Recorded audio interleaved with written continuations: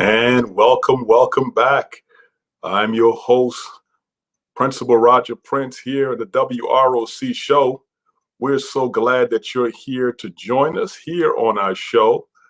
We'll be continuing our show today with an interview with a CEO, Dr. Monica Golson, and this is going to be part 2 of our show.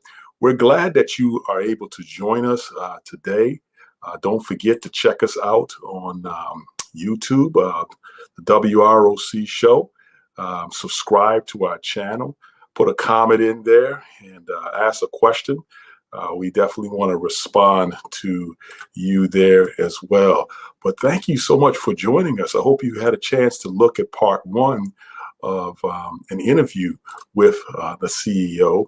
And if you recall, in part 1 of an interview with the CEO, we learned about Dr. Monica Golson and how she responds to the many, many challenges that she faces as a CEO. We also learned that she loves math.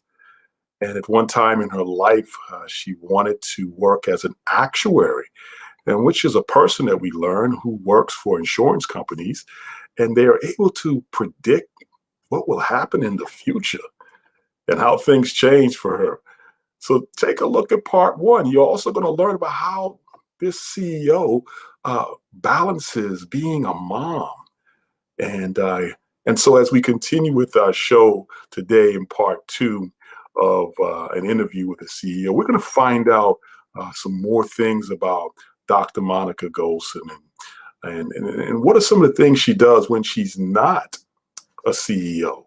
And it gets a little interesting, because Dr. Golson got in a bit of trouble, Now, don't you guys want to know what got Dr. Golson in some trouble?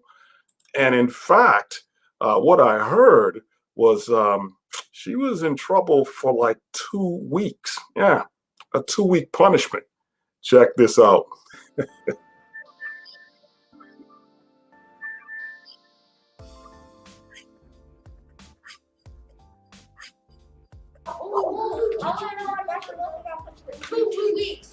A 2-week punishment? Not the CEO of Prince George's County Public Schools. No way. I'd love to find out why Dr. Golson got punished for 2 weeks.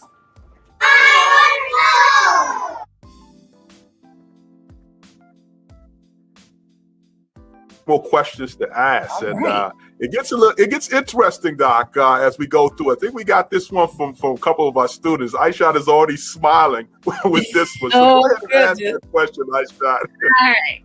So here I go. As Walker's young ladies, we want to know, how did you respond to people who underestimate you as a leader? Woo! Oh my! Now, Aisha, that's a good one. People already have preconceived thoughts and notions before you walk in a room. And so I do my very best. This goes back to a previous question that you asked. I do my very best to remain prepared for every event and meeting I walk into. So I just shared this with what I call middle management in the organization. I don't talk about it a lot, but I spend majority of my Sunday after I've had time at church and I figured out what I'm gonna prepare for dinner.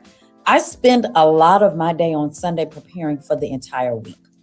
I read about the organizations that I'm going to meet with, the leaders in those organizations, what potentially they might try to offer PGCPS, and how that fits into our strategic plan and our ultimate goals. There is never a meeting that I walk into that I have not prepared for. So I do my very best to break the thoughts, impressions, the preconceived notions that people have by always being prepared, doing my best to always be on time, asking questions when I don't know the information. And when I say I'm going to do something, I do it. How do you make the best decisions as a CEO of our school district? Well, let me tell you, there are days that I'm sure people don't agree with the decisions I make.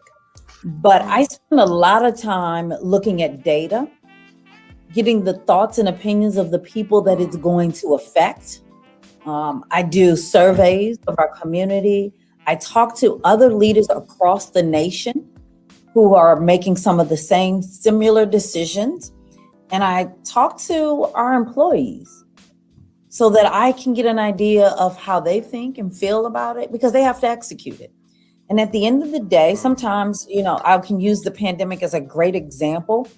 I do not have a degree in medicine or could really fully understand what the infectious disease rates and how it transmit during this COVID experience. But what I did do was convene a team of medical experts who could tell me. And their input and information helped me to arrive at the decisions that I did for our students, our families, and our staff. So I use a variety of methods and tools, but let me be very clear. When you enter into your leadership roles, you're going to make decisions, and not everyone is going to agree with the decisions that you make. Be confident in the decisions you make. Know that all the research, information, preparation, and data that you've accumulated helped you arrive to it, and just be able to convey how you arrived at it. As long as you can sleep at night with the decisions you've made and you've done a good job researching it, you'll be fine. What is something you like to do when you are not working as a CEO? Okay, now you get ready to talk about my guilty pleasure. So I love shoes. I'm now giving it all out. When I am not working, I do enjoy online shopping, because clearly doing it now in person is gone. But I didn't really have the time before the pandemic, and I would find myself, when I couldn't go to sleep, online shopping. I love reading books. So I created a vision board. I have a vision board that I create every winter break that I post. And it is my goal to read a certain number of books for this year. So I'm working on fiction and nonfiction books that I am trying to read. And then lastly, spending time with my family. As much as we complain about the pandemic, I can tell you it has been a blessing for my family. We have utilized Zoom, and we're all over the US. So we've utilized Zoom a lot more than we would have ever have experienced. But it allowed me to really spend some quality time with my children. With my youngest, before he left to go to college, he chose to go in person. And my oldest, who had to move home after graduating from college because of the pandemic. And every opportunity I get to see them grow into the young men that they have become has been a blessing. So it's been great. Pandemic. On shopping part, do you actually buy this stuff, or do you just do it for fun? And do you Oh, no. Unfortunately, the UPS guy and I are on first name because he drops off packages all the time to my home. My other problem is that I go on Amazon a lot. So yes, my son actually put me on a 2-week Amazon punishment. And let me tell you, that 2 weeks was a very long week. So what he did not know is that I was making a list daily of what I was going to purchase for next week.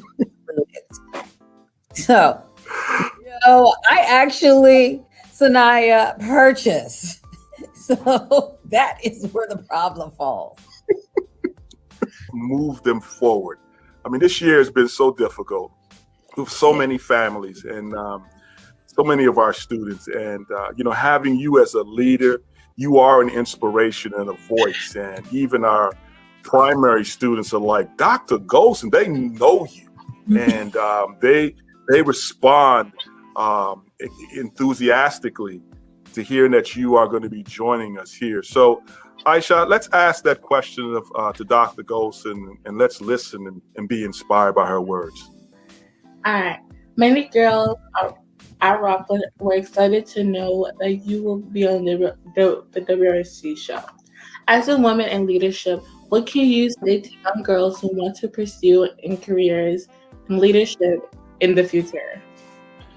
So first thing I want to tell you is that the sky is the limit. That means whatever it is you desire and want to do, you can do that and then be open to even exceeding that.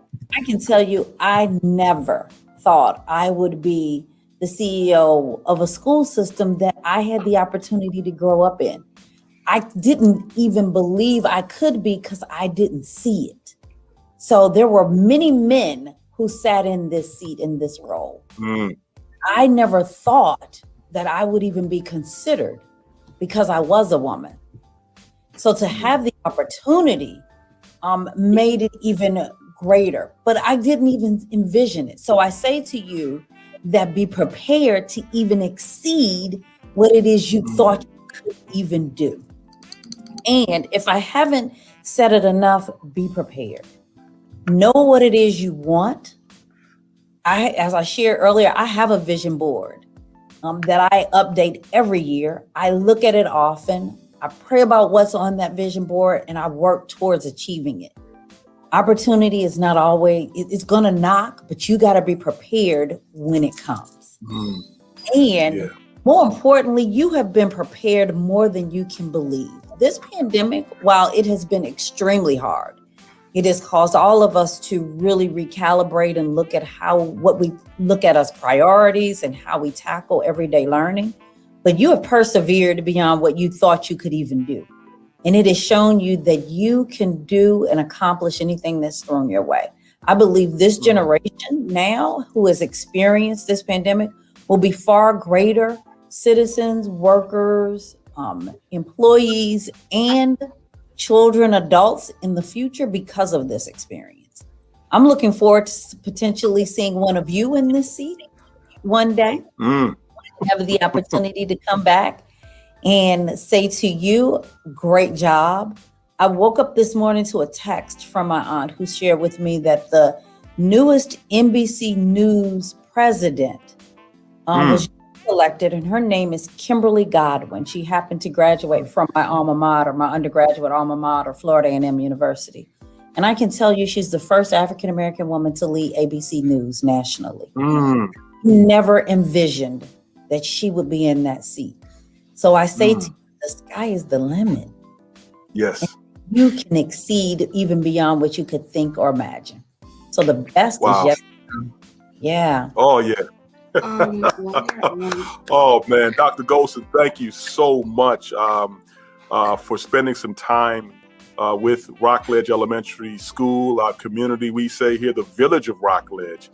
And part of our motto, which is to get Rockledge, which means to rallying our community knowledge, lifting everyone, and developing greatness every day. You are a part of that mission statement for us. Our students will be inspired and challenged as a result of your stories and your ways of encouraging us. And I just want to thank Sanaya and Aisha for doing an awesome job. I do too. I have to admit, when I came on this morning and I've been thinking about all the great things that are happening in our country, and I thought about the news from Kimberly Godwin, and I thought, you know what? Sanaya, when you came on this morning, I thought Sanaya and Aisha could very well be the president of ABC, NBC, or CBS one day. And they'll be able to go back to this footage to talk about their trajectory to where they want to be in life. So I'm extremely grateful to be in your presence. And I look forward to meeting you in person and all of the students in person at Rock.